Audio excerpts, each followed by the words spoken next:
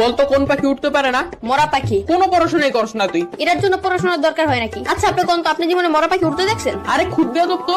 এই তোর নাম কি? কত গুরান কে মরা পাখি উঠতে পারে? এই তুই থাকুস কই? আমার বাসায় থাকি। বদমাইশ, তোর বাসা কই এটা জিজ্ঞেসি। না আপনি জিজ্ঞেসেন আমি কই থাকি। আজব তো, এবার কত তোর বাসা কই? আরে আমি যেখানে থাকি ওই জায়গায় আমার বাসা। তোর কিন্তু আমি মাইর দিমু। পড়া তো পারস না, আবার তেরামি করস। কেন কোন পড়া পারি নাই আমি? ওই দিন তোর একটা অঙ্ক জিজ্ঞাসিলাম, পারস নাই। কোন অঙ্ক পারি নাই? ধরেন এখন ধর তোর কাছে 20 টাকা আছে, তুই 10 টাকা তোর বন্ধুরে দিলি, তোর কাছে কয় টাকা থাকে? আপনি অঙ্ক বাদ দেন, আমি কি এতই বললো যে 10 টাকা দিয়া দিমু? এই যে কোথায় কোথায় বেয়াদবি করস। এত সহজ অঙ্ক ধরলাম তাও পারস না। কি পড়স তুই? শার্ট পরি, প্যান্ট পরি, গেঞ্জি পরি, জুতা পরি। ওই স্যার করতে হইব না, মাথায় জ্ঞান বুদ্ধি বলতে কিছু নাই তোর। আপনার চেয়ে বেশি আছে। আবার তেরামি করস। কেন আমি কি? আপনি আমার বুদ্ধি পরীক্ষা করে দেখেন। তাইলে ক, সমুদ্রের মাঝখানে একটা লেবু গাছ থাকলে তুই লেবু কেমনে আনবি? বাজার থেকে কিনে আনবো। আর আমি বুঝাইতে চাইতেছি যে ওই গাছ থেকে লেবু কেমনে আনবি। ডানা দিয়ে উইরা উইরা। তোর তো ডানাই নাই, ডানা কি তোর বাপে লাগাইবো? সমুদ্রের মাঝখানে লেবু গাছকে তোর বাপে লাগাইবো?